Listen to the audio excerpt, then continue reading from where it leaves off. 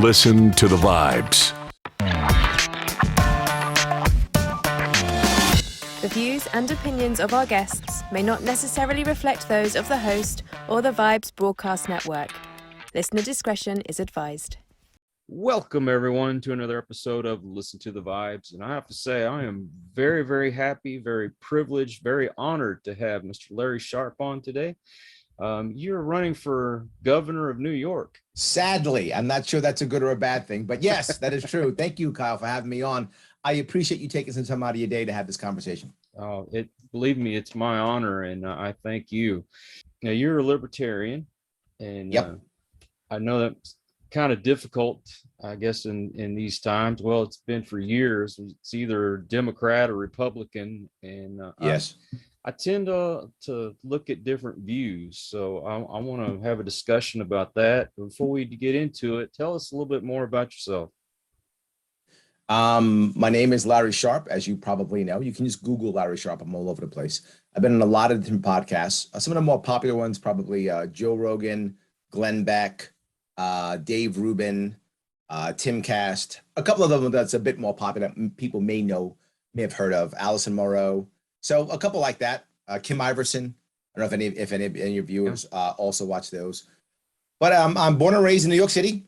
I am a product of adoption. My birth parents gave me up for adoption. I was adopted by immigrant mom and American father. They then divorced. I then was raised by my immigrant mother and then another man who I call my father, who taught me how to be a man. He died when I was 12. Very tough for me as a lost kid, having no positive male role models. I joined the Marine Corps at 17, trying to find those positive male role models. I didn't know it then, obviously, right? Looking back, I'm in my 50s now. So looking back then, it was very obvious that I was searching for positive male role models. Back then, I just thought, I'm going to be a tough guy. That's what I thought back then. But anyway, that's what 17-year-olds think, I guess. So I joined the Marine Corps there. When I left, my father's death and me leaving was too much for my mom. And my mom eventually just couldn't handle it, and she became addicted to drugs. Initially legal drugs, then eventually illegal drugs. She was a convicted felon by the time I'd come back, and I pulled her out of jail and had to reboot her life. And that was very hard. And if you've ever had an addict in your life, you know how hard it is, right? Addicts choose the substance over you, and that hurts. And when you're a youngster, particularly, when you're older, you're sometimes able to see better and to feel better about it and to be more zen about it, maybe even. But when you're young, that just hurts. You don't get it.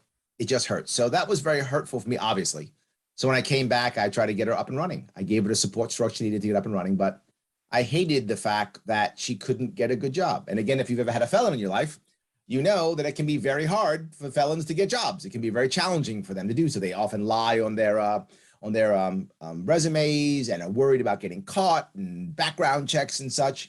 And I hated the fact that that was happening to my mom. So years later, as I saw this happening to her, I noticed that the people who were supporting her were always people who are entrepreneurs. She couldn't get a more office job, so she either got a job as a server at a local diner or at a gas station, or somebody, a local guy or gal who ran something gave her the second chance that she needed.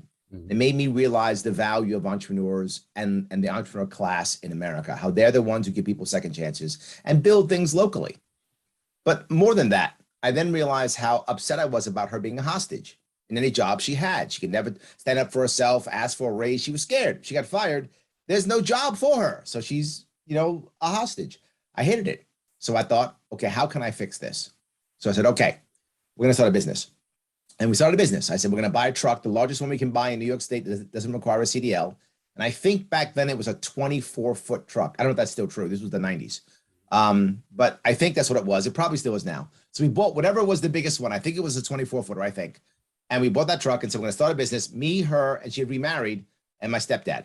And I said, we'll do it, but only one condition. And they said, what? I said, my mom is 100% owner. And they went, what? I said, that's it. I will not do this. I'm out unless my mom is 100% owner. And they were like, why? I said, if she's 100% owner, no one can fire her. No hostage anymore. My mom is no longer a hostage. And they were like, okay, deal, fine, yes. We ran that business for a couple of years. My stepdad had a heart attack. He survived, but it put him out of commission for about 6 months to nine months. So I stayed longer because he physically was out of action for a while. We got that business up and running. I then left. They ran that business until they retired. And then my mom had to leave New York after that because it was too expensive in New York. So she couldn't retire here. So my mom actually died in South Carolina years later. Oh, man. And I already had kids then. So the sad part is she basically lost her grandkids because she couldn't afford to live in New York State. New York State was so oppressive that it breaks up families. All of that made me angry, obviously, right? So that kind of got me going. But I myself started my own business in 2001. That business failed. I sold that one off to get some money back, but didn't make any money really. And then I started another business in 2004, which I still have now, which you can probably see in the background, Neosage. That's my consulting business. I've been doing that for 18 years. That business was doing very well. It crashed in 2009 with all the rest of them. I had to reboot it all in 2010. And since then, I'm back up in action. I still do that daily. That's my when I work, that's my job. I'm a business consultant, trainer, teacher. I've taught at some of the higher graduate levels of Yale and Columbia. I've been an officer in a public company. I've had large banking facilities as my clients. And in 2017, I was going to leave New York State. I was like, you know what? I'm out. I'm done. I got to go. It's too bad. It's too oppressive. I'm leaving. So I thought I got to go to a city someplace. I thought about going down south. For what I do, I have to have a big city, right? I can't be in a small city for what I do. Mm-hmm. So I thought Charlotte, that's a nice, big, bustling city. It's a hub. I'll do Charlotte. So I went down to North Carolina, saw Charlotte, and realized I could sell my shoebox of a house here in Queens, buy a mansion in North Carolina, right? And still have money left over and have less taxes. I thought, wow, this is amazing.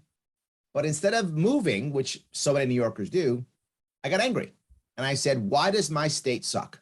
I have a beautiful state that has so much glory to it, but its government is so oppressive, it makes the state terrible. I said, I'm going to go back. I am going to run for governor in 2018. I'm going to win, and I'm going to change everything. Kyle, that did not work out as planned. So it did not work out. However, when I did it, what I realized was, oh my God, this system's broken. And there's a saying you've heard of, I'm sure, ignorance is bliss. Well, it was, because I didn't realize how bad the system was. And once I saw it, I was like, oh my God, this is terrible. I met people who were literally, they were literally elected politicians, and they hated their constituents, hated them just in the way. People who just didn't get judges, who just did not care about the individual rights of citizens. I mean, I met so much of it. I saw corruption everywhere. I thought, this is terrible. I'm gonna do it again. So now I'm at it again. So either I'm stupid or crazy or something, or all a combination, but I'm at it again. And I believe in my heart, and people will disagree with me, but I can't see another answer. The only answer to solving what this country is in for in the future is a third party, right? If you are, you and your brother, you and your girlfriend, boyfriend, you and your mom, your dad, whatever is the person you're with, if you have problems that you just can't seem to solve, you need a third party in there, right? Maybe you and your sister are fighting. Mom's got to come in. You and your dad are fighting. Cousins got to come in. Somebody's got to come in and go, guys, can we have a conversation? You hate each other. You're so mad at each other. Mm-hmm. We are there right now. Left and right is so deep that two things are happening. People have one becoming more extreme or checking out completely. Both are the wrong answer. The right answer is let's start talking. And all my policies, all my ideas, everything I talk about is about bringing people back together. Now, to be clear, do I think I'm the guy who's going to save the world? I do not. Do I think I can be one of the guys who sets it up to be saved? I do. I think someone's got to start building that groundwork to where there's someone who can step up and go, guys, I can do this. I can fix this. There's a guy or gal out there who can do it. But if we don't set it up for that person, it's never going to happen. And I just don't like where this country's going. Win or lose, you're trying to start that stepping stone to changing things. Correct. Awesome. Absolutely. Awesome. Well, I'm going to go back a little bit. I'll tell you, I was raised as a Democrat. My dad said that was the answer, that was the party for the working man. Yep. But then I got older and I started seeing things a little differently. The last time I voted Democrat, Clinton was in office. I didn't like what I saw. And then, when George Bush came in, I thought he was the answer. Now looking back, I kind of regret it. I did not vote for Obama. I did not think he was the answer. I felt like that really kicked off some division in this country. Like him, hate him, I voted for Trump. I thought he was the better answer. And I felt like things were starting to change. And the Democrats, of course, fought heavily against it. I don't like what's going on in our government. Yeah. I've never seen as much division as I see right now. No, you're right. I'm going to tell you, I grew up in the 70s and there was still racism going on. But as the years went by, I started seeing that change and it seemed like we were going in the right direction. Let me say for 1 second, I want to bring this up real fast. I love what you just said because I've been sharing with my daughters a bunch of 80s movies. My daughters are younger. I have a daughter who's 12 and one who's 18. And I was saying, look at this movie. There's a black police chief. Look at this movie. There's a black guy who's this. Look at this movie. There's an Asian guy who's this. Look at this. And they're like, oh, yeah. I'm like, yeah, we were already moving. It was happening. The 70s was a turning point. You began to see things. Remember the black shows Family Matters, the black shows The Fresh Prince of Bel-Air, right? Watched them. It began to change with shows like The Jeffersons and shows like Good Times in the 70s, when they actually showed black families just being families, right? That's where we began to see, and it was changed. Prior to the 70s, it was bad. But you start seeing the 70s, it begins. You're totally right. I didn't mean to interrupt you. I'm sorry. No. Reiterate what you're saying. I was just talking about this. It was happening. 100% yes. Heck, I remember getting up Saturday morning and one of my favorite shows, and I never missed it, was Fat Albert. Yes, absolutely. 100%. Okay. All black kids, but you know what? We didn't even think of it that way. It was just a cool show. You learned your lessons, and why can't we be like that? I mean, I grew up watching All in the Family, The Jeffersons, Good Times, all those shows. What's Happening? What's Happening? I forgot. Yes, absolutely. Yes. Well, I would even go, you were talking about, you talked to Eric July, right? Yeah. Well, I didn't talk to him. I just listened to him. Oh, I know Eric July, right? And Eric July has an idea. He talks about the idea of, instead of trying to turn white things black, just make more black things. Exactly. And I'm like, that's brilliant. That's right. And we saw that also in the 80s and 90s. That's when, you found people and comic books began to become more black. You found more black people coming out as comic book characters. For those of you comic book geeks, like Spawn and the Cyborg, these were all black characters that were coming out. They didn't have to make black man black or make Superman black. Superman was white. It's fine. Let's make new characters. And some of them will be black. Okay, great. They didn't have to change it, which I thought was a much stronger way of doing things. Just again, let's make some new characters. And let's hope that people like these characters. If they're good characters, whether they're black or Hispanic or white, we hope people will like them because they're good characters. And that's the goal. I completely agree. I saw that happening. And today I struggle to see that, except with someone like Eric July, who actually is doing that with his new comic book called The Ripperverse. Yes. He's actually doing that now. I actually bought ISOM, so I'm waiting for it to come in the mail now. There we go. Yes, exactly.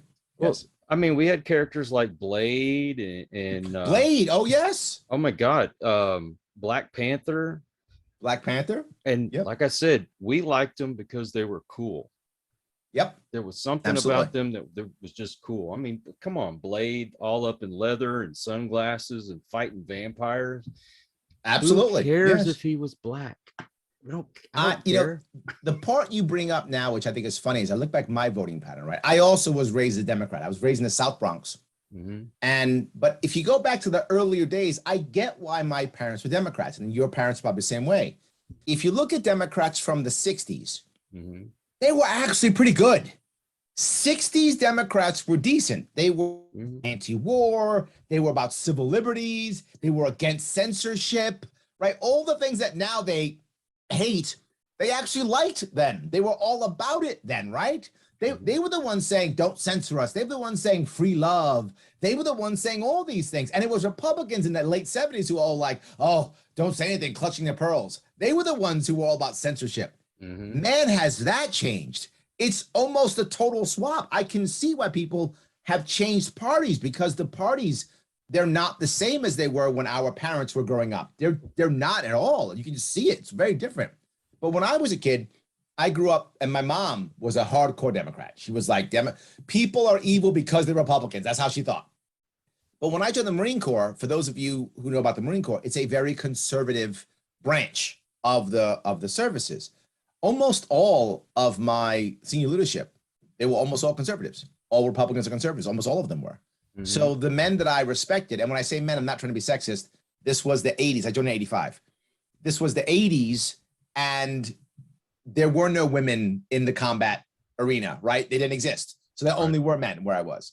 So the men that I respected, the men that I would have died for, the men that I would have done anything for, many of them were conservatives. So I think I began to lean more conservative after I joined the Marine Corps. I began to lean more conservative. But I didn't really like most of the guys. I was a guy like in the 90s where I was thinking Perot will save us, or, Nader is the answer. I was one of those guys. I'm just a rebel. And the funny thing is, I couldn't have told you any of their policies. Like if you'd asked me what their policy was, I don't know. But he's not them, therefore he's better. It's kind of how I thought in my youth. And then when I got older, I was very disenchanted after I saw Nader just get completely destroyed, Perot destroyed. I thought, does it really matter? But I got to tell you, I did buy the Obama. I thought 2008, I thought Obama was going to win. I'm not win. I thought he was going to do something different. I thought it was going to be different. To your point, you thought Bush was going to. I think naturally Americans are optimistic, and we want to believe somebody can save us. Like we want to believe the hero's there. We want to believe it, right? So I think you wanted to believe Bush was that guy. I wanted to believe Obama was that guy. But within 2 years, I was like, wow, was I wrong? Like, wow. And Obama hurt me the most, because the other guys, when they became president, I didn't expect much of them. But with Obama, I felt betrayed, right? I didn't feel betrayed by the others. With him, I felt betrayed. And I think when that happened, I just thought, why bother? I was at a point in my life, 2010, 11, where I was like, does any of it matter? I'm just going to run my business and not care about it at all. But then I heard Gary Johnson speak in 2012. And Gary Johnson, Libertarian, he was a business owner like I was. He was a regular guy like I was. And I thought, maybe this guy makes some sense. Maybe he's the right guy. And that drew me in the Libertarian Party. And from 2012 is when I became Libertarian. I supported Gary Johnson in 2012. I supported our New York governor candidate, Michael McDermott, in 2014. I supported Gary Johnson again in 2016. In fact, I ran internally in the primaries to become the VP candidate with Gary Johnson. I lost to Bill Weld by 31 points. By 31, sorry, but there were votes, not points, 31 votes. So I did, instead of being a Johnson Sharpe ticket, it was a Johnson Weld ticket. I almost got it. So that's when I thought, okay, Gary Johnson loses in 2016. I think maybe I'll leave New York State. Then I said, you know what? I'll pick up the mantle. And that's when I began to run in 2018 and then 2022. I didn't pay a whole lot of attention to politics when I was a teenager, up until Tipper Gore decided she wanted to put the label on the record albums. You remember that? Saying, yes. Yeah. So when I saw Frank Zappa, Dee Snider, and John Denver go up in front of Congress to say, hey, this censorship is wrong, but it backfired on them, because as soon as they put those stickers on there, that's the album everybody wanted. Everybody wanted that album. Exactly right. Yes. If the sticker actually said, please buy me, is what it actually said. It said, please buy me. We went, okay, let's buy that one. Yes. Very true. Absolutely. And even when Reagan was in office and they did the whole say no to drugs, the more they said say no to drugs, the more kids wanted to do them. Absolutely. Look, you may be old enough. I know I am. I'm old enough to remember when the drinking age was 18. And the goal of the drinking age going up to 21, the goal was supposed to be to keep beer out of high school, right? That was the goal. And it actually worked. There's less beer in high school. But what are they doing now? Smoking weed. because kids want to get high. So they stopped drinking beer and started smoking weed. It became easier to get weed than it did beer. So I guess it worked. I don't know if you see it that way or not. But I mean, come on. That's the unintended consequences you find, you know, when government tries to step in and fix things. Another reason why I'm a libertarian, because I'm trying to get people to actually have ways of fixing things. The problem right now with Republicans and Democrats is they're both authoritarian. It's just, I want the right rules on you or the left rules on you. I would like less rules in general. And I think that's the biggest issue. Well, I'll give you a hint as how old I am. Nixon was president when I was born. So there we go. Okay. Yes. There we go. Yes. We keep getting called things like fascists and homophobes, transphobes, you know, all these labels. And quite honestly, I'm sick and tired of it. But you get called a racist so many times, it kind of loses its power. And the funny thing is for, at least for me and the group that I hang out with, we have different colored people in our group. My children happen to be gay. In fact, a lot of our friends are gay and a lot of my family is. I even have a cousin who's in transition to be a woman.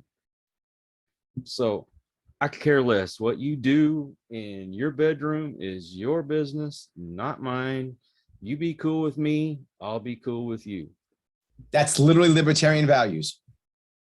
Literally. That's exactly you do why. You. That's why I'm leaning more towards it. Yep. But unfortunately, we're at that point where you got to pick the lesser of the two evils, and the only ones running for main offices are Democrats and Republicans.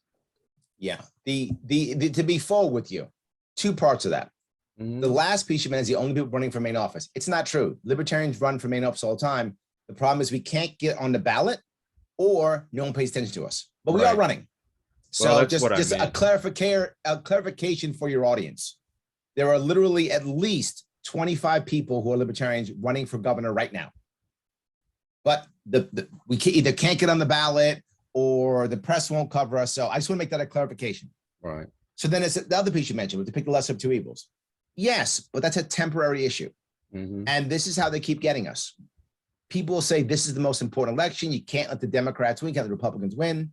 For anyone listening, please remember something. Bush got us Obama. Obama got us Trump.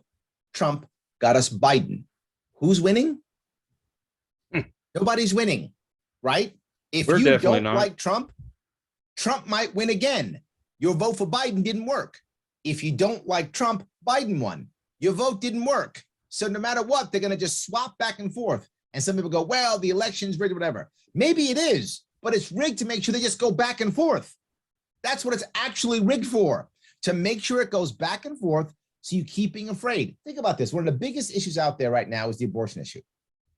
Democrats have been talking about for years how they're going to codify it to make sure there's no issues with it. They're going to fix it, blah, blah. They never fixed it once. Why? They were hoping this would happen so they can keep fighting you. The best thing that could have happened to the Democrats this year is this Roe decision. Not even close. The best thing could have happened to them. Because now a bunch of women are mad and upset, which is what I predicted at the beginning of this year. And now you got a bunch of Democrats showing up going, well, I have to vote against Republicans because Republicans are going to kill us all. They hate women now. That's actually working for them. The red wave is now lower now because of that. Have the Democrats fixed anything? No, but I'll go the opposite way. The Republicans haven't fixed immigration. Nope. Why not? Same thing. As long as I can yell they're coming across the border, I don't have to fix it. And now I can say, see, you got to vote for me. Democrats want to keep the border open. So both sides have their own things they never actually fix, right? Why didn't Trump and everybody build the wall? Now you might go, Trump wanted to build a wall, and he might have, but whether he wanted to or not, the establishment Republicans didn't want him to build a wall. So it's not getting built. It doesn't matter what he wants. The establishment is not going to let him build that wall. It's not going to happen. Why? If he fixes the problem, they can't blame Democrats. And that will make your Trump supporters' heads want to explode as I say that. Sorry, that's true. Yeah. Right. There are two things you'll find a thing that was an issue, which is what some people call the deep state. I'm not sure if I would call it the deep state. I would call it the establishment of the bureaucracy, is what I would rather call it. You find that there were two presidents in the past 4 presidents, not including Biden. Look at Clinton, Bush, Obama, and Trump. Both Clinton and Bush had pretty good first terms. Why? They were governors. They knew how the deep state worked. They knew how the bureaucracy worked, and they had good first terms. They knew how to get around that. Obama was never a governor, neither was Trump. They both came in, and the establishment went, we got these guys, and slowed them all down. Yep. Obama struggled his first one, and so did Trump. Trump couldn't finish a lot of stuff he wanted to start. Why? The bureaucracy slowed him down. There's no doubt it did. Of course it did. The bureaucracy convinced him not to get out of Afghanistan. The bureaucracy convinced him to slow down his Middle East program. They convinced him of all that stuff. Because if you notice, he did it all late. He talked about it, did it all late. That's the issue. The bureaucracy is really strong. And what they want to do is make sure we fight each other. They don't care what some leader wants. And it's a problem. I know it sounds conspiratorial. I hope I'm not going too tinfoil hat on you guys. No, I agree with you. I think it's real. I agree with you. As long as we're fighting amongst each other, we don't have our eyes on what the hell they're doing. Correct. Yeah. Yes. I still have yet to figure out when Biden comes in and he goofs like he did with Afghanistan and their economy going to hell. How can people still support that? I'll tell you why. Because they're fighting on a culture war that doesn't matter. We're at a world right now, a point right now where winning isn't me doing better. Winning is you losing. So as long as you lose, I win. If I'm a Republican, I got to own the lib. If I'm a Democrat, I got to beat the Trump supporter, right? I got to go beat the bad guy. That's all that matters. So is your life any better? No, my life still sucks. But I beat the other guy, so I win. And my point is, and I'll give you an example that I just brought up. I'll give you the example of the border. Literally years ago, I came up with a plan for the border. And the plan's actually a very libertarian plan to actually fix the problem. Most libertarians like immigration. I do too. But I think you can have immigration and control your border. I think you can do both, which is Democrats don't believe that. Democrats say open it all. Republicans say shut it all down. I think they're both wrong. You can have vibrant immigration and control your border. How? Put 2 separate Ellis Islands on the southern border. Each Ellis Island is run by 2 separate private companies, not the government, 2 separate private companies. If you want to come to our country legally, go to one of those Ellis Islands. Those Ellis Islands now will keep you under quarantine for whatever is the time, whatever, 2 weeks, a month, whatever it is, to make sure you don't have any problems or issues. They'll do background checks to make sure you're not some cartel person, right? Then each state opts in. Does the state want workers? If the state doesn't want the worker, they opt out. The state wants the workers, opt in. They now place the workers in the states. They get a 2-year orange card. Now, DACA had a lot of problems, but it had 2 very good things to it that we should model those 2 things. One was, if you were a DACA recipient or a DACA person, you could not use any form of public assistance. That's fair. So you get your orange card, you may not go on public assistance. So you have to work for a living, right? That's piece number 1. So you work, pay taxes. Second is 2 years. You got to check in every 2 years. You don't check in, we come after you. You do check in, you're still paying your taxes, you're not public assistance, go ahead. You can stay as long as you want, as long as you're doing that. Now, why does that matter? How are they going to get paid? There's a model right now, it's already happening. It's the recruiting companies. Recruiters get paid by placing people. Right now in your state, every state, farmers and the hospitality industry are spending millions upon millions of dollars in the black market to get workers. They've been doing it for years. They're still doing it. So don't go in the black market now. Instead, go to these 2 Ellis Islands. Now, there's still more, though. You might go, well, Larry, sounds good, but I mean, what about the bad guys? There are still bad guys, but bad guys won't go through the Ellis Islands. They'll have to be caught on the border. So now our current border guard does not have to be supplemented at all. We don't have to spend any extra taxpayer dollars. Now they focus only on the bad guys. So now we get the bad guys. And now anyone who's going to starve in the desert now is not going to be a good family. They're going to go to Ellis Island. If someone starves in the desert, it's going to be a drug mule or something, which I don't want anyone starving in the desert. But if someone's going to, I would rather it be some cartel guy than some family of 3, if that makes any sense, right? So now each state volunteers. If you think your state's full, opt out. You want the workers, bring them in. Now the workers go in where the states want them. They get 2-year orange cards, but there's even better issue. Right now, there are still, about 12 million, give or take, undocumented workers now in America. Mm-hmm. We physically cannot get them. We don't have the money, the time, the agents. We cannot get them. And out of those 12 million, there is, to quote Trump, some bad hombres among them. Mm-hmm. There are. There's some MS-13 guys. There's some bad guys among them. Right. We can't get them. Why? Because they're all in enclaves of undocumented workers who are afraid of the police. Well, imagine, now these 2 Ellis Islands, anyone can go. So you're undocumented now, say in, I don't know, Phoenix, or undocumented in, say, I don't know, Chicago, get a train, go down south, go get documented, go back. Now, if the cops call, you don't mind saying, when they go, where's Bad Pablo? You go, right there, because you're not going to jail. You're good, you're legal. Bad Pablo's right there, go get him. Now law enforcement can do their job. So you make it easier for law enforcement to do their job and get the bad guys who are here. So Border Patrol gets the bad guys coming across the border. The cops can get the bad guys here because now the enclaves, look, none of these people in these enclaves want to be under the thumb of cartels. They have no choice. If we make them documented, then they can point out and go, cops, go get these guys. I'm here to do my job in my hotel. That's what I want to do. I don't want to be under these guys' thumbs. Right. So that will begin to happen. But not just that. Those undocumented workers who are in the country now, many of them will go, wait a minute. So all I have to do is just go to this Ellis Island. They're not going to deport me. Are you a bad guy? No. Do you have some disease? No. Go. They'll give you the paperwork. You'll be legal. Come back. They'll do it. More will do it. As more do it, the undocumented become smaller. The bad Pablos no longer have a safe place to be. Making it harder and harder for them to survive, make it safer for everybody. That could work, but I'm still not even done. If it's good, make more of them. Allow private companies to do more of them as much as they want. Put one on the northern border. Put one wherever you want. I don't care. Now the problem is people say, wait a minute, Larry, if you start doing this, then that's going to mess with the line of the people who are coming in illegally. No, this is a private company. The government is not, the government line is the government line. No one is cut or put ahead.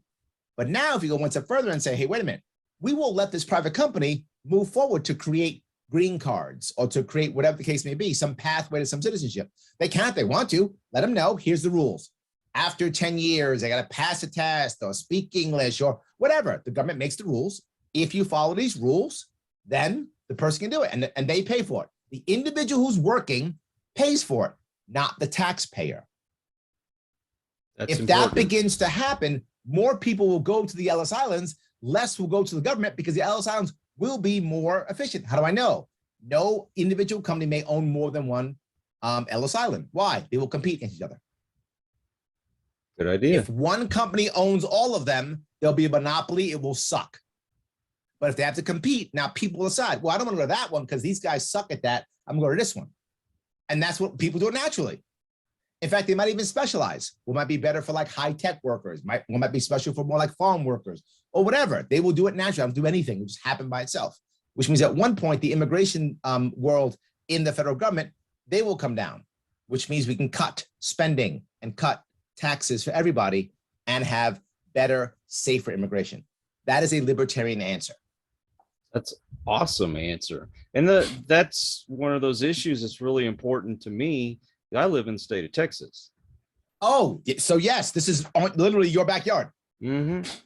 I mean, granted, I'm up near Austin, so I'm not near the border, but I still see how many of them are coming in here.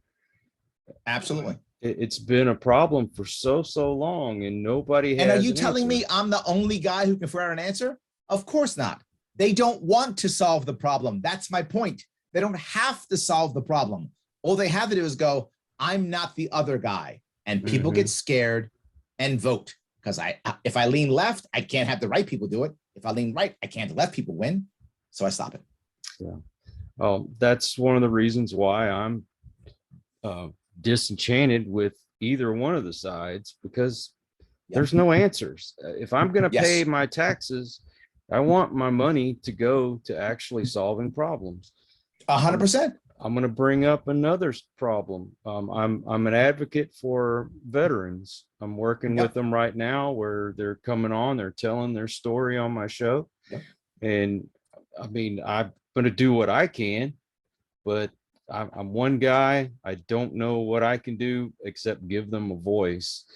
But they keep saying, oh, we want to help our veterans. We want to help our veterans. But yet these guys, it's heartbreaking. Listen to them talk about the red tape they go through, the problems with the VA. You know, they've got people that are not qualified in certain positions at the VA. Let me explain what the VA should become. I'm going to give you two answers to this. Again, these are libertarian answers. The VA should be only one thing, an insurance company. That's it. It's just an insurance company. That's it. Make an insurance company. Make an insurance company so that veterans can now go get care they need to go get. And the Veterans Administration pays for the care. Done. Turn it into an insurance company, allow people to pay into it, allow individuals to pay into it, allow people to donate into it who want to help out veterans. Make it a system that if you care about veterans, great, write a check to the VA. That'll help support the insurance company that will pay for all their issues. That's how you fix the VA. You turn it into an insurance company, allowing people if they want to donate to it if they want to, allowing people to give if they want to, funding it by the federal government if you want to. All good. These are all effective answers, but that's how you deal with it. End the bureaucracy. It is simply an insurance company. That's it. You make it transparent so that people can see it. Now, it doesn't matter if there's a doctor near you, he will be happy to take VA insurance because it will pay. So no matter where you are, you live in the woods, you live in a big city, anywhere in between. If there's a doctor there, they'll take the money. They're happy to see you, get some help. But more importantly, you also make it for mental health. Exactly. Right? Because veterans are it's very common that veterans have invisible diseases. Very common. So let's allow them to also get mental health to that point. But there's one more step I want to bring up. The biggest issue that veterans have overall, the big overarching issue, is a lack of feeling like they're part of the community again. Right? They feel like they're separate from the community in some way, shape, or form. That's a big problem they have. Yes. How do you get them back in? People who've been able to translate in there, to get that in. We think this is our problem. Well, we got to give them money for college or something like that. That's not what they want. A lot of them are going to college because that was the last order they got from the people around them. Oh, here's money to go to college. They just want to get back into life in general. For some, it's college. For some, it's not. But let them go back to college and life in general. How do we do that? By giving them mentors. This is the problem. They went from a very structured, specific place with a very clear mission to now, good luck. Wow, is that hard? That's hard. Most people are going to struggle on that, right? Anybody's going to struggle with that. It's hard. So give them mentors. How do you do that? Any problem you have, whether it's being a veteran and moving in, whether it's an addiction problem, whether it's a mental illness problem, whatever it might be, a homelessness problem, insert problem here, whatever your problem is, the person who's going to help you the most is someone who's been through it and is now successful, right? That's your best mentor. Yes. I've been there. I've been where you've been, right? And I got out. I'm your best mentor. What we should be doing is there are some nonprofits who are doing that right now. And I'll give you some examples. One of them doing is in prison. A lot of veterans go to prison.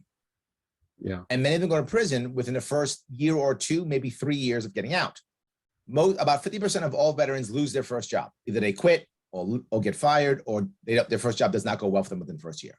Right. Once that begins to happen, they start losing all types of things, right? Now, where's their purpose? Now, where's their love? It's all going away. They wind up being homeless, drug addiction, all those things, right? Lots of problems that happen, and they wind up going to jail.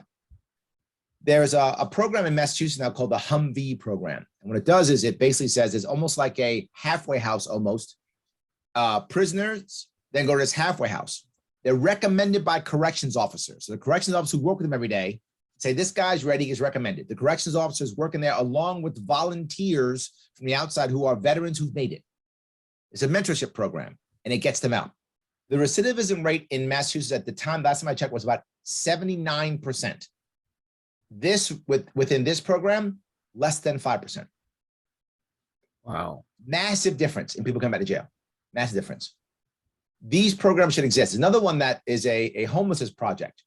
This is in the Bronx here in New York, called Jericho Project. And this one where there's literally a building, right, with housing, and veterans get to live there. The only rule is they have to pay 1/3 of their income, whatever 1/3 is. If you make no money, it's zero.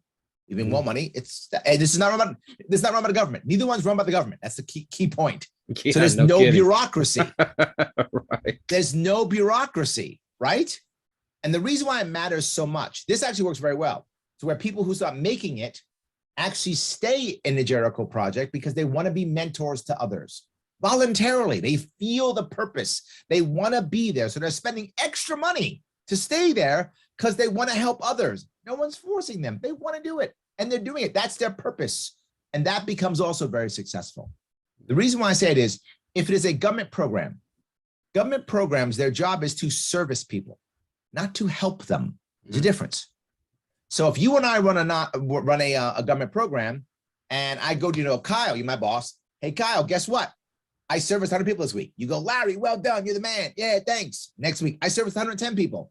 Larry, you're awesome. It's great. Next week, I serviced 200. Larry, you're awesome. You're servicing all these people. That's great. You know what? I'm going to apply now to get us an admin assistant so that we can keep doing more. Great. Admin assistant comes on. We service 210. Now a month goes by. Well, we're servicing 125. 125. Well, yeah, it's working. Larry, you can't only service 125. I just got us a new admin person. I'm to fire people. Yeah, but it's working. No, Larry. We're not going to have a business here if you don't keep servicing people, right?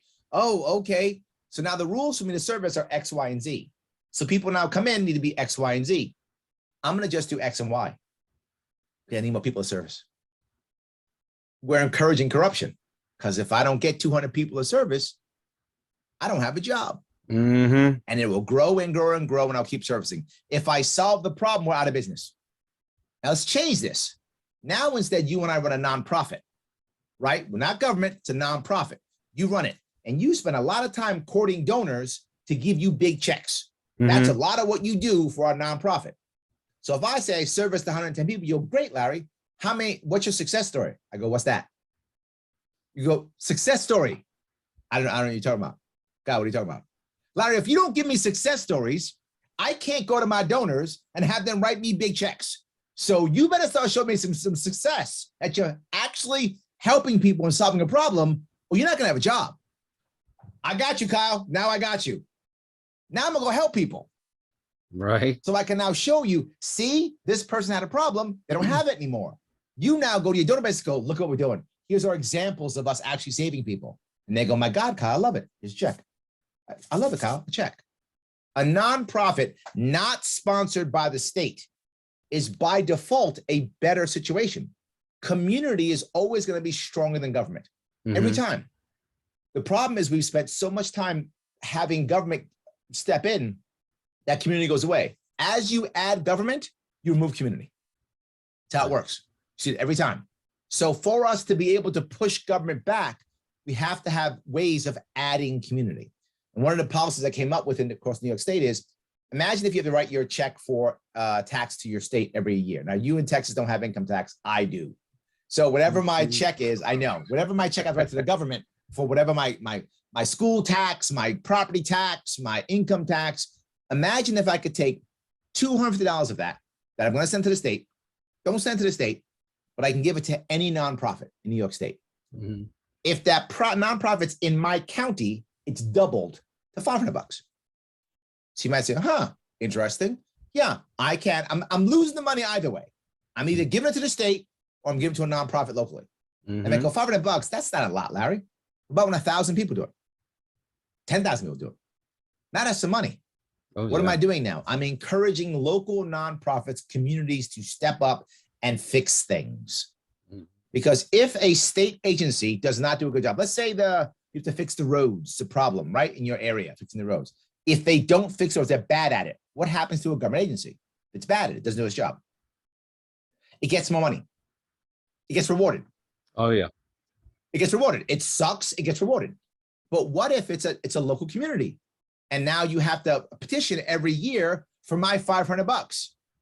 What if you say, I got it. I'm going to be the guy. I'm going to be a nonprofit. I'm going to fix all the potholes in our county. I'm going to fix them all. give me your $500. If you give it to me, I'll fix the potholes. Well, 10,000 people give him $500. He starts fixing potholes. Let's say he's really good at it. What happens? They give him more money. He keeps fixing potholes. Let's say he lied and he sucks at it. What happens? He doesn't get money. He's out of business. There is actually a repercussion for failure. Right. Hey. Community can step up. And here's the best part. But then, Larry, what about the workers for the government? I haven't fired them, right? Because the thing that people will tell me is, well, then, Larry, they'll only go fix the potholes in the rich neighborhoods, so they keep getting that $500. That might be true. Let's say they do that. They only fix the rich people potholes. Maybe it's true. I still have state workers. They can now fix poor people potholes. Everybody's potholes gets fixed. I don't care. Either way. And the number one thing is no new taxes. I can get better service with no new taxes. Every single policy I come up with, every one of them, one, no new taxes. I always want to lower taxes, but I will accept nothing new. Let's just show people that you can make money and get things done without taxation. Just show them that it can be done. Two, no new police for anything, right? So if I'm going to now do like, we're going to have the pothole police. No, I don't want pothole police. We have cops. Let them go get bad guys. I'm fine with that. It's their job. Go get bad guys. I don't need extra police to, oh, did you get the pothole right? I don't want that. Leave those guys alone. No new cops. We got enough cops. Let them do their job and get bad guys. Next, whenever I'm going to support businesses, I always support the entrepreneur class over the corporate class. The corporate class does not care about us at all. The entrepreneur class does. Last, whenever I'm going to help individuals, I always focus on two types, the working poor and the middle class. If you focus on helping the working poor and middle class, everything will be fine. The wealthy are good. They don't need me. They're good. And the very poor, who really helps the very poor? It's the working class and the working poor. They're the ones who show up to make things happen. They're the ones who give someone a second chance. They're the ones who put them back into their house. They're the ones who have the soup kitchens. It's them. So if I help them, I by default help the very poor. That's my policies. And I would say, is there any Democrat or Republican who would tell you any of this? No. Nope. They just go, other guy bad. That's all they do. Well, they do. I used to work for a city municipality, worked in the water department, and I was a supervisor. And I know when it comes to budget, you know, you had to spend that money or you were not going to get it the next budget. So we bought garbage we didn't need. I mean, I can't tell you how many times my guys got new tools that they didn't need. I mean, how many pipe wrenches can you really have on the same truck? You got three guys. Surely you don't need more than three, and some of them would have 12, you know? Right. Or we were getting new trucks. Hey, granted, it was cool, you know, being a supervisor, getting a new truck every year, but it was unnecessary. Right. So, yes, I agree. Well, I was in the Marine Corps. The fiscal year ends, I think, October 1 in the federal government. We'd be out at the range September firing off all the rounds. Just getting rid of them all. Just because if you don't use it, you lose it. Right. I remember one year we're out there breaking equipment in the armory because you have to have repair budget. So you take a sledgehammer and break equipment so you can have a repair budget. Yeah. Crazy. Oh, yeah. Absolutely. You knew when it was. I agree. You knew when it was the new budget because the firing range in our city, you could hear it sounded like the 4th of July because all the cops out there shooting the guns and all that stuff. Yes, they're all emptying everything out so they can keep their budget. Yes, absolutely. It's crazy. Absolutely true. That's my whole issue, right? If you look at what libertarianism is supposed to be about, people give you all different types of answers. I'll give you what I think is my philosophy and then how that translates into something. The first thing is, I want you to be as liberal or as conservative as you want to be. Just don't force your views on others. Thank you. That is my entire view. Just don't force your views on others.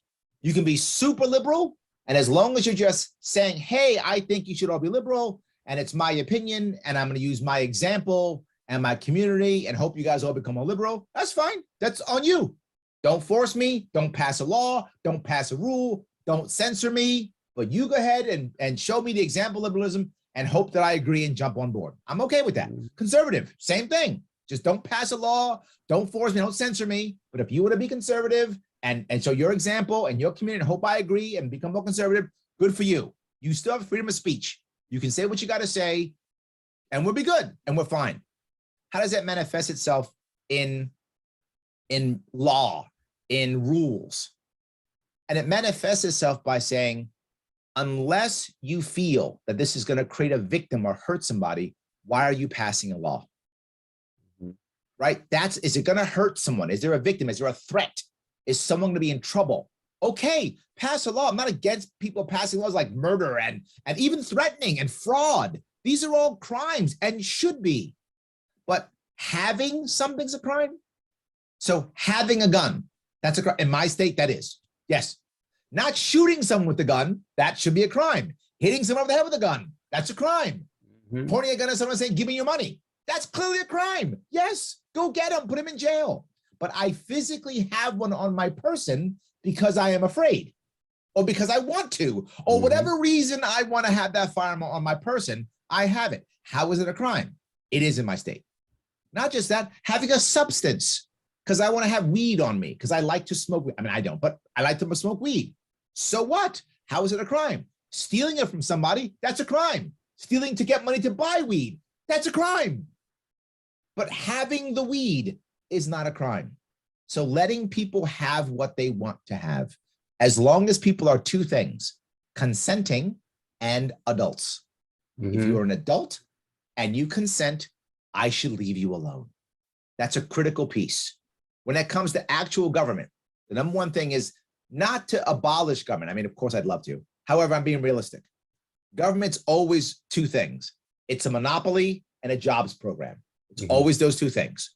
So you can't just get rid of it and not expect chaos and panic and problems, of course. Right?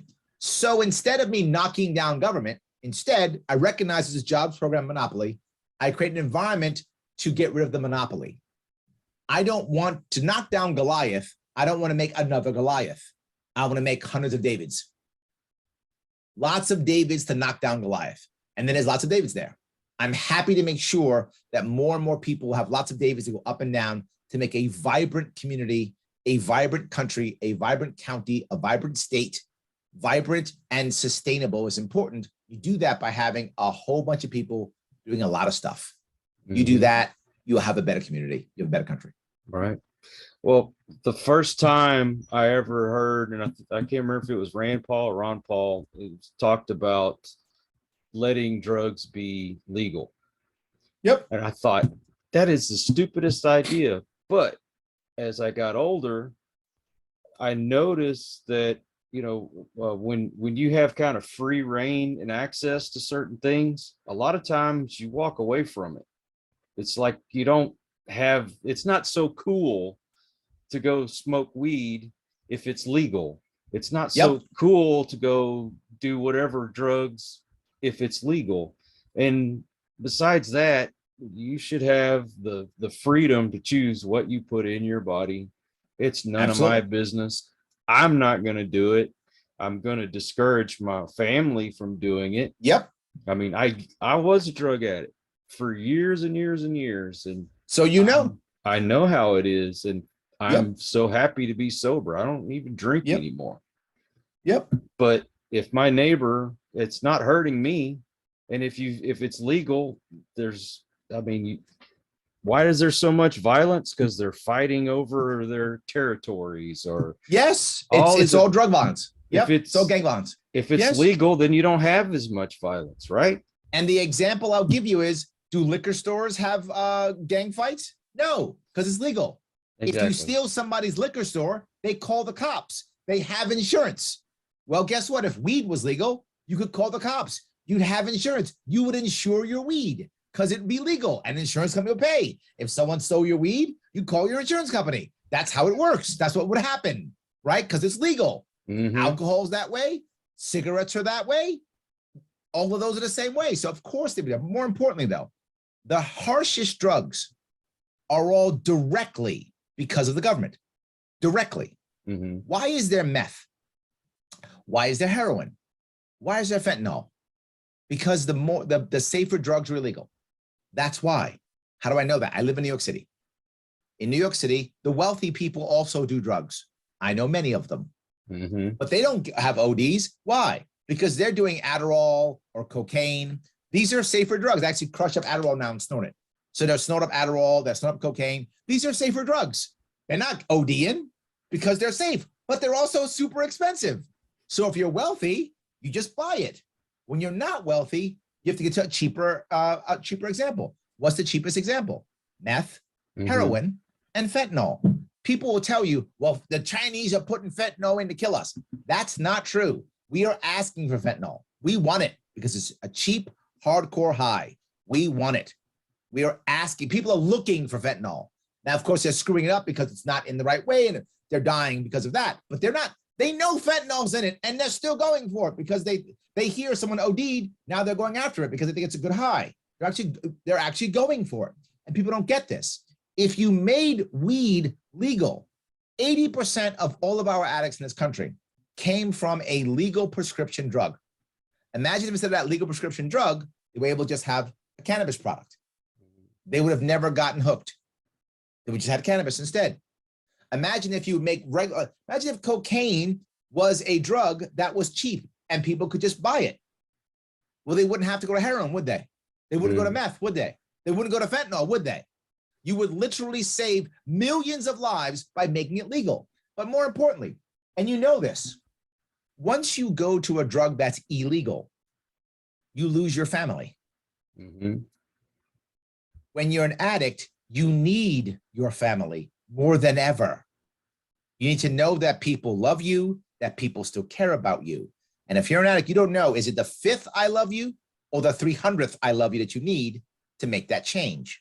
I don't know what it is, but when I remove my family, I'm never going to know what it is. But if the drug is legal, you don't have to lose your family. And when they see you in trouble, they can go, dude, can we fix this? And not just that, you can go to regular rehab. You can go to a regular place. There's no stigma because it's just a legal drug. You had a problem. All of us have problems. This one happened to be yours. You get that one fixed. You move on. Legalizing drugs is a safer way of dealing with people. Here's the reality. People want to get high with their friends. They will find a way, whether that's drugs, whether that's riding a bike, whether that's mountain biking, whether that's church, whether that's watching cool TV, whether that's cosplay with your friend at the anime convention. It doesn't matter. You are going to find a way to get high with your friends. We all do. So let people get high with their friends in the way they want to, but give them safer options so they don't have to destroy their lives over it. It makes life a whole lot easier. Yep. I wanted to bring up a few more issues before we finish. So if this spills over, that's fine. Your thoughts on CRT, and if you're against it, would you make that illegal? There are two pieces to CRT. Now, I want to be clear before your audience. Let me finish my point before your audience wants to kill me. Right. If your audience is left or right, they're going to be unhappy with what I'm going to say. CRT isn't actually CRT. What CRT actually is, critical race theory, is actually taught in college and some high schools. It is the idea of thinking about something critically through race. You could think critically through constitutionality or something. The Second Amendment, as an example, I bring up. The Second Amendment. CRT would look at the Second Amendment based upon race, saying, wait a minute, it began because they wanted to keep guns out of the hands of Black people. Now look what happened, right? That's a valid way of looking at things as a lawyer or a constitutional person. It is. It's not valid in elementary school at all. It is not valid at all in elementary school, at all. It is insanely dumb to even bring it up in elementary school. It isn't. CRT by itself is not necessarily a bad thing. It is a bad thing not in college, not if you're a lawyer, not if you're not going through things, and then it's fine. It's a fine class to take. It's just not fine in schools. But worse, it's not actually CRT they're teaching. They're teaching wokeism. Yeah, exactly. It's not even CRT, so it's even worse. If they were actually telling kids, let's look at the Constitution and see why there was gun control and what was the racial issues behind it. Still inappropriate, but just nowhere near as bad. They're not doing that. They're going, okay, so let's tell you what race you are. Now let me tell you what value you have in our country. This is not a good thing. And people will tell you, This is the left. That makes the right angry when I say it's not actually CRT and that it's okay in college. Now here's what makes the left angry. The left is being disingenuous. Mm-hmm. The left says they're not teaching CRT because technically they aren't. Because technically CRT is actually in college. They're teaching something that's garbage. It's worse than CRT they're actually teaching. So they're being disingenuous when the left says that. Mm-hmm. They know stuff is being taught, but they're following on, well, it's not CRT, so you're lying. They're being disingenuous because it isn't officially CRT, but it's still bad. Here's what I would do as a libertarian. Here's a libertarian answer. Actually allow local school districts to have control. Let me explain what I mean by that. Right now in New York State and in most states, federal funds and state funds control local school districts. Mm-hmm. It doesn't matter what a local school district wants. The state and federal government put strings attached to include things like CRT. If you want to get paid, you got to do what they say. So now what happens? Teachers teach the test. Teachers teach garbage. Terrible. You've told teachers that they have to jump through hoops to find all of these, to do all of these things, and then they go into school and they're told what to do. That makes no sense. In my plan, we actually changed how we fund schooling. We fund it from a separate fund called the New York State Social Trust. Singapore does this. Norway does this. It is a fund that is not funded by taxation. You knew that was going to happen. It is funded by permanent and private capital. They put in money and get a yearly dividend. As they do that, that money now pays for school directly. $18,000 per kid, per district. Wherever the kid goes, that's where the money goes. Money follows the kid. But something else, a $6,000 credit if the parent wants to put their kid in private school or homeschool. Now, if you do that, several things happen. Number one, since there are no strings attached from the federal or state government, and that's how they control you, do CRT if you want to do CRT. If you think that's a good idea, go to your school board and put it in your curriculum. Okay, if you think it's not, don't. You will actually have control over your local school district. And they go, but Larry, I went there and they still did CRT. I didn't like it. No worries. You have a $6,000 credit. Go to a private school. Homeschool your kid. You now are able to find, and again, what happens? The monolith of government education now becomes competition. Now, other private schools are supported and homeschooling supported to compete against the monopoly of government schools. Now, one of two things will happen. Government schools will get better or people will rush to private schools. I don't mind. Educate your kid as you see fit. I don't mind at all. So I'm not here to judge you. If you think giving your kid CRT training is a good idea, good for you. I think you're wrong. I'm not your kid's parent. If you think it's not good, don't do it. So would I outlaw it? Of course not. I'm libertarian. What I would do is give the parent control. So the parent now can decide what they want to learn, how they want to teach their kid. I don't mind either way. Would you attribute that also with these teachers that want to come out and talk about their sexuality and all that other garbage that an elementary school kid doesn't need to hear? In which case, that teacher wouldn't be in your school, would they? I wouldn't want them there. And you'd be able to make that happen because locally you'd control it. That's my point. Right? That's my point. If you think that's a good thing for your kid, if you want to take your kid to drag shows and such, good for you. You can do that if you want to. Just don't force your views on others. Some parents think that's a bad idea. I'm one of those parents, and I don't want to do it. In fact, last year I homeschooled my kid because I was like, I'm not putting up with it in New York City school. I'm not doing it. And my point is, I'm in a position where I can do that. My wife is a stay-at-home mom. We can do that. Not everybody can. Not everyone's in that position. But if the state gives you a $6,000 credit, yes, you can. Well, you now have the ability. You could get a bunch of the parents together, and then if so-and-so can take off on Tuesday and everybody else has to work, well, then they could teach, and so on and so on and so on. Absolutely. I'm literally, what I told you, community to now compete against government. And then what do I care? It's the way things will improve. Yes, you could actually have civics in your school if you want to. Wouldn't that be crazy? Sharpe, you could have that in your school if you want to. Home ec, I don't mind. Why am I? Right now, our schooling is failing miserably. So why wouldn't I want to involve the competition and parents can choose? If parents are happy with the schooling, let them. What would happen in the next 10, 15 years? There'd be schools that still teach CRT and whatever, and there's schools that don't. we'll see them at the end. How are the kids? Are the kids who learn that better off? Maybe they were right the whole time. Kyle, you and I were wrong. Look, they were right. That was the answer. Look at us. And we'll all start doing that. Or the reverse. Wow, those kids can't do anything. They're broken. That was a bad idea. Let's change it. Yep. And let me make something straight to my audience too. We had a teacher in our school who was gay, and it was obvious they were gay, but they also, he didn't come out and talk about it with the students. What he did with his boyfriend, he kept to himself. We didn't know his private life. In fact, all my teachers that were straight, we didn't know what went on in their life at home either, because we got taught. And that's what I want. I mean, my kids are old enough, they don't go to school anymore. I mean, my daughter just turned 30, but I have grandkids. I don't want my grandkids going in and being taught this garbage.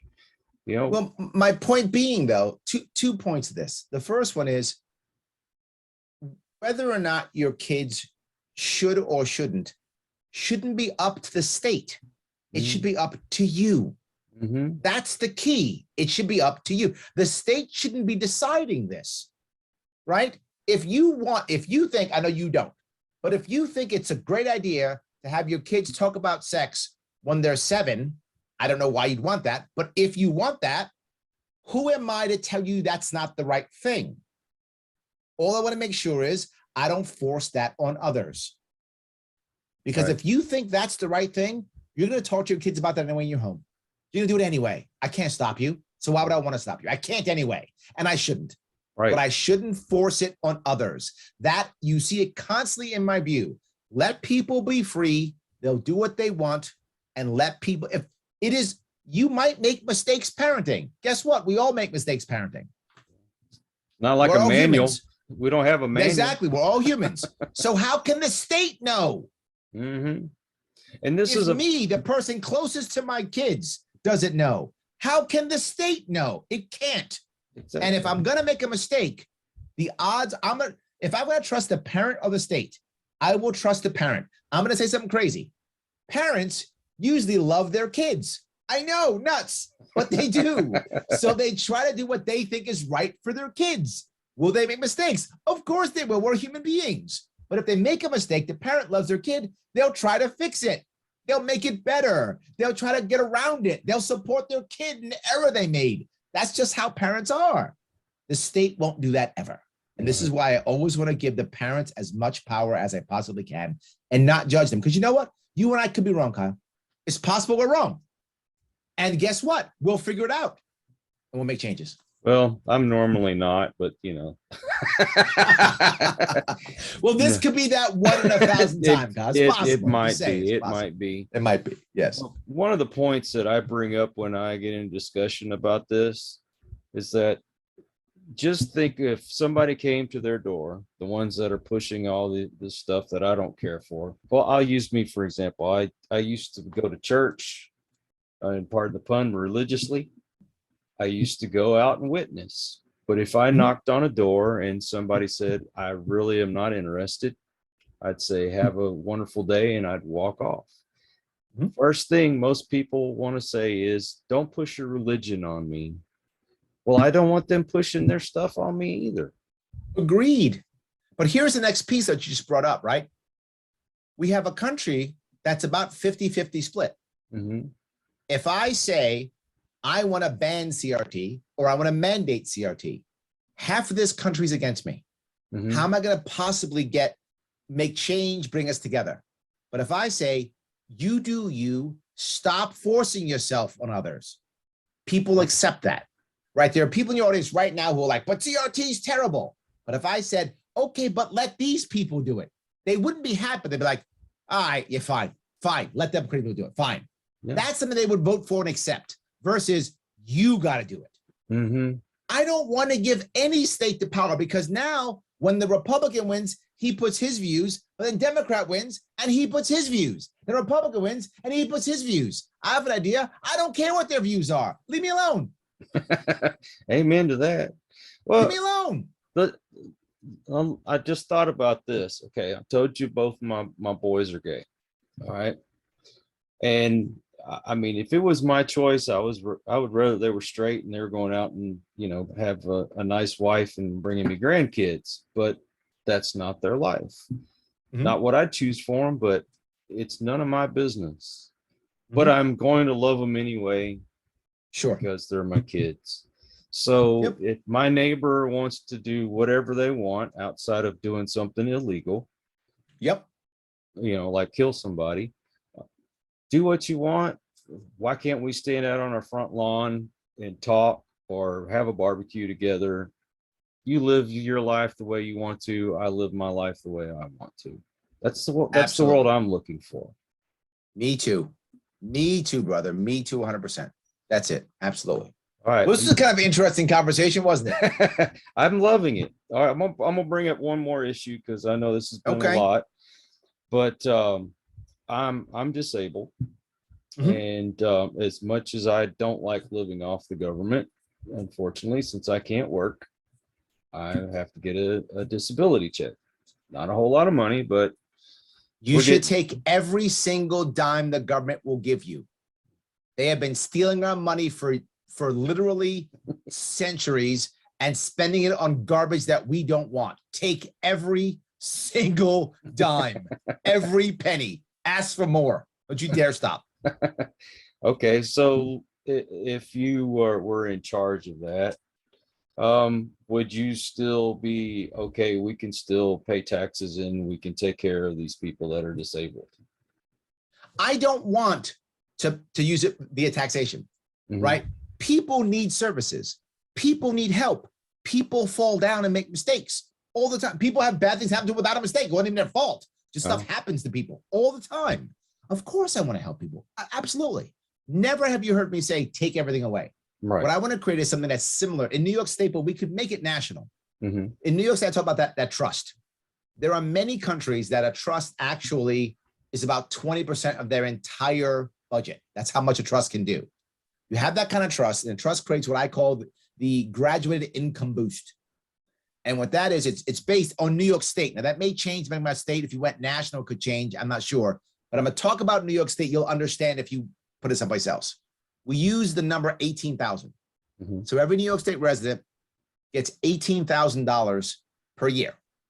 For every dollar they make, they lose 50 cents.